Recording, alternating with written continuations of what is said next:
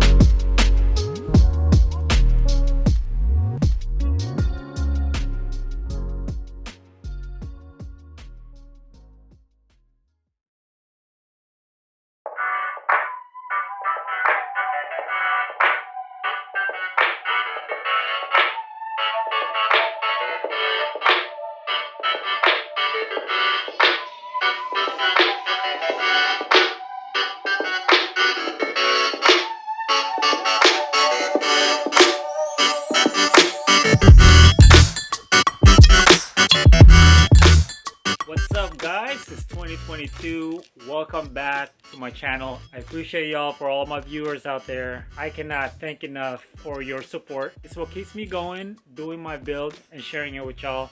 Hopefully it benefits someone, your friends or anybody or yourself. If you have any questions, you can always DM me on my Instagram. But anyways, without further ado, today I'm going to be doing some suspension wise. Well, part of suspension, doing a walkthrough on what parts I have for the S chassis. And also I'm going to be doing assembly for my big brake upgrade, OEM Nissan, the Z-32 calipers.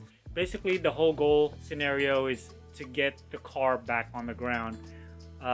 There is a lot of work to it. Of course, time and editing takes a lot of energy. So anyways, without further ado, let's go ahead and get this thing started. Hope you guys will like the video. I appreciate y'all. Thank you so much. Peace.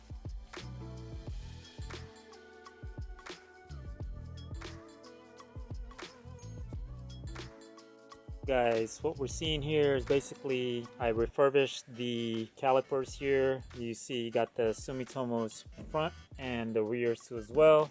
So we're going to be doing some upgrade for sure with the S13. We do have the hardwares and all that. You have all this hardwares here in the pistons. Before we actually assemble those, make sure you guys have the assembly lube. This is what I got right here. Got it from Lucas, and also the Loctite. I do like the red one. Recommend if it's 271 or 272. So this is definitely a must have.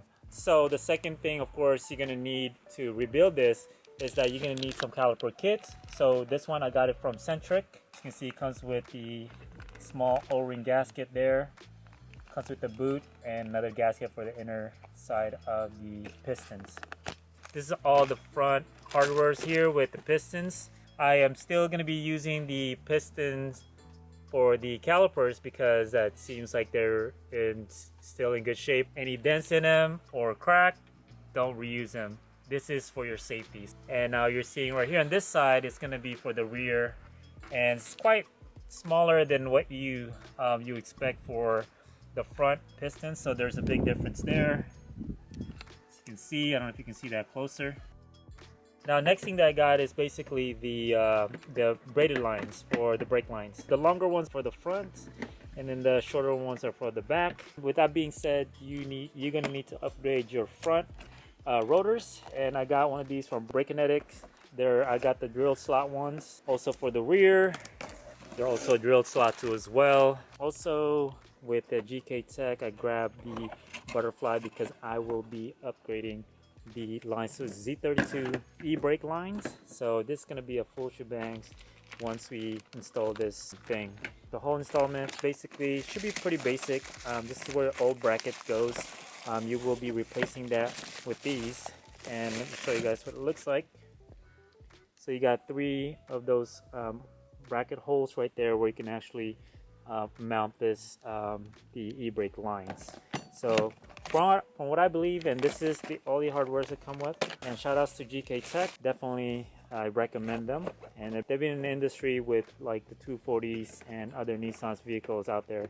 For the final touch, I do have this Nismo. I went to my local Nissan dealership and they happen to sell the Nismo lug nuts, and they're the open lug nuts, and this is how they look like. So nice. I can't wait to put this on. Looking forward to that. Super motivated to get it done. I actually have the spindle out already, just so I can. I think I find it the best way or easiest way to install the brake shoes is to get far ahead is have the spindle out and then install the brake shoes from here. Just this part's right here. What you see here is what you need to put in before you actually install the whole spindle onto the chassis.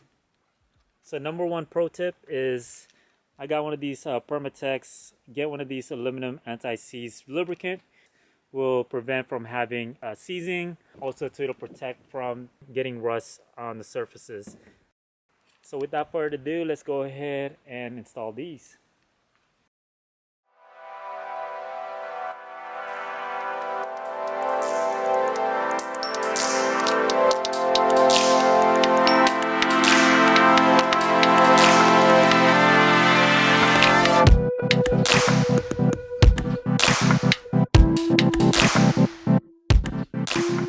Okay, so I'm going to begin to build the front calipers by start removing the old O-ring pressure seals. I am using a picker tool to remove them carefully. Definitely don't want to gouge the piston chambers, so make sure to take your time. I applied some assembly lube around the brand new seals. This will prevent from having corrosions or any moistures add over time. When installing the new seals, make sure it's sitting properly or flush onto the piston groove.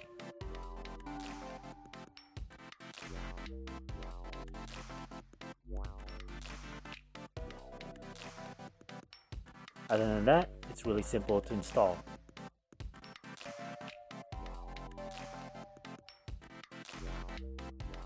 In this step, apply some brake fluid inside the piston chambers. I used .3 brake fluid to help me slide the piston back into the calipers.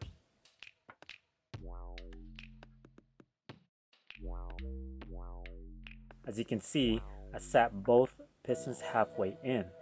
This way, it'll be a lot easier to properly install the dust boots onto the piston groove. Then easily press both the pistons in.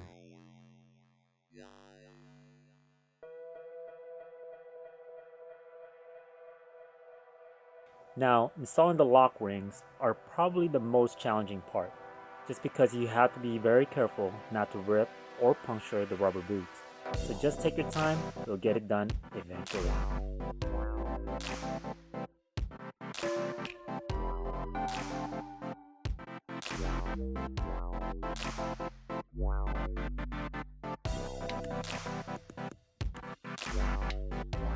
So this is how it should look like. Once it's done, be sure it's sitting properly tight.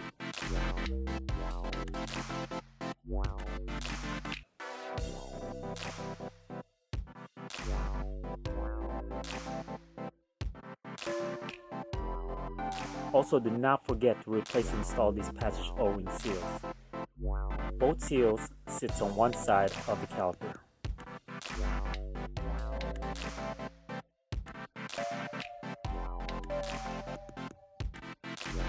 Finally, I'm so excited, I'm ready to assemble these calipers together.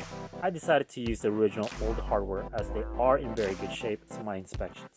So instead of using the vise tool, I decided to sandwich both calipers together like so, and use the bridge bolts to align them together.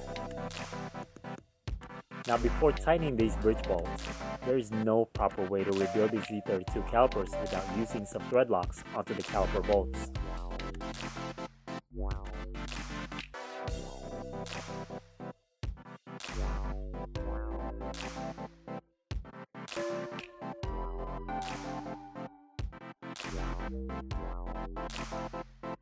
After hand tightening the bridge bolts, we're going to need a 14mm socket wrench to tighten the calipers together.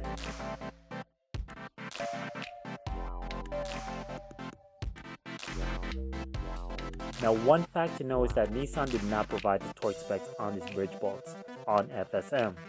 Understandably so, especially with the aluminum version of these calipers. Usually you can just go by the thread lock pitch and plus the bolt size chart, but in this matter, you do not want to over torque them. From my research, there's a lot of metric calculation research involved, including the material grade, for example, like steel bolts threading into aluminum caliper. Another reason why you have to use a specific Loctite or suitable thread locker.